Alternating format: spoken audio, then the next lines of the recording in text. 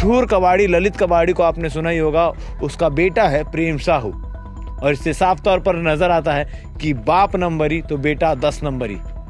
बाप जो ललित कबाड़ी हमेशा चर्चा का विषय रहते थे, उनके बेटे प्रेम साहू जो है वो यहाँ पर हमें सूचना मिली थी कि यहाँ अवैध रूप से कुछ गाड़ियों को खड़ा करके की कटिंग की जा रही है। यहाँ पर आकर के पुलिस की टीम ने यहाँ पर दबिश दी थी। बाद में यहाँ का जो ओनर है प्रेम साहू को फिर हमारे समक्ष लाया गया। उनसे हमने पूछताछ की कि गैस कटिंग के संबंध में आपके पास कोई किसी प्रकार का डिसमेंटल करने का कोई लाइसेंस या अन्य कोई चीज़ें हैं। तो उसके द्वारा आपके जहाँ तक नजर जाएगी आपको ट्रक के परखच्चे दिखाई देंगे, जिनको अलग अलग कर अलग अलग जगहों पर इंजन को कहीं और बेचा जा रहा था, चक्के के डिस्क को कहीं और बेचा जा रहा था, और तमाम चीज़ों को जो लोहे इसमें से निकलते हैं उसको अलग अलग जगह बेचा जा रहा था। एक बड़े पैमाने पर यहाँ पर अवैध कारोबार चल रहा था। आप देख सकते हैं तस्वीर में जिस ट्रक को आप देख रहे हैं उसको काटने का कारोबार इस जगह पर चल रहा था जहाँ पर इस वक्त मैं मौजूद हूँ। इंजीनियरिंग पार्क का ये एरिया है, हथखोज क्षेत्र है, जहाँ पर ट्रकों को अवैध रूप से काटा जा रहा था। और काटने वाले शख्स कोई और नहीं, प्रेम साहू। मशहूर कबाड़ी ललित कबाड़ी को आपने सुना ही होगा, उसका बेटा है प्रेम साहू।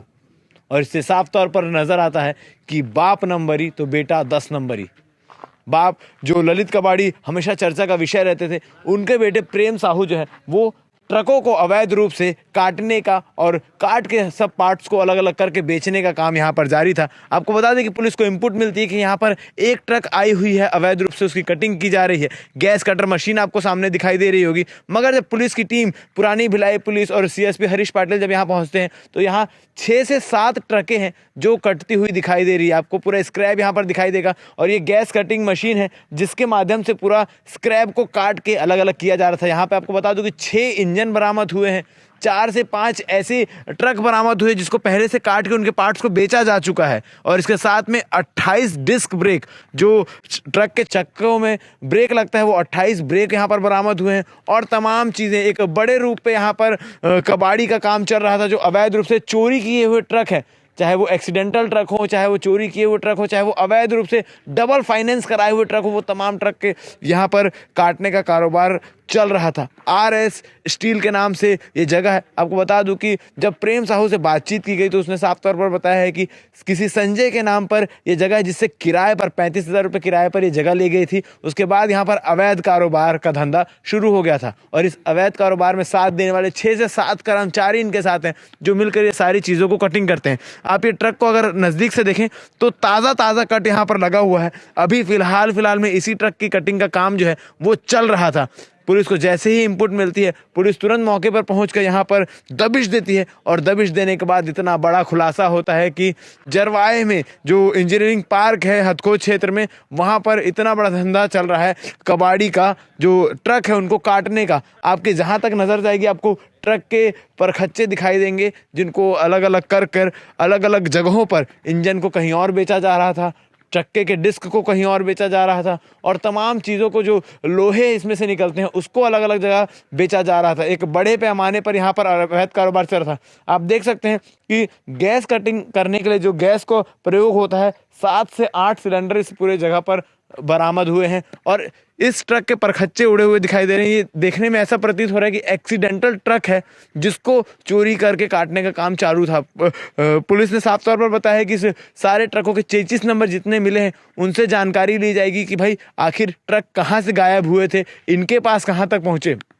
आपको बता दूं कि अगर आपको ट्रक लीगल रूप से काटना भी है तो उसकी भी एक प्रक्रियाएं होती है। कोई भी गाड़ी को आपको RTO में इन्फॉर्मेशन देना पड़ता है, उसके चेचिस नंबर को जमा करना पड़ता है, ताकि आने वाले समय में कटिंग की हुई ट्रक या कटिंग की हुई कोई भी गाड़ियां जो है वो वापस से सड़कों पर दौड़ती हुई दिखाई ना दे। जिसको लेकर गाड़ी नंबर के साथ साथ चेचिस नंबर और तमाम चीज़ें प्रक्रियाओं के तहत जमा करके सूचनाएं देनी होती है कि इस गाड़ी को अब डिसमेंटल किया जा रहा है। मगर यहाँ जितनी भी ट्रकें बरामद हुई हैं, इसकी किसी भी ट्रक की सूचना जो है वो RTO के पास नहीं थी। अवैध रूप से यहाँ पर ट्रक कटिंग का कारोबार चल रहा है। इस पूरे मामले को लेकर CSP हरीश पाटिल क्या कह रहे हैं, आप आगे बाइट में सुनिए। कई अवैध कबाड़ यहाँ पर दिख रहे हैं, चोरी की ट्रकें हैं, कई ऐसे ट्रकें हैं जो अज्ञात है, और उनको लाकर यहाँ पर गैस कटिंग से काटना और उनका व्यवसाय करना, क्या मामला? दुर्ग के बिलायतीन थाना में हथखोज इंडस्ट्रियल एरिया में RS इंजीनियरिंग एंड इंडस्ट्रीज़ करके एक यार्ड है।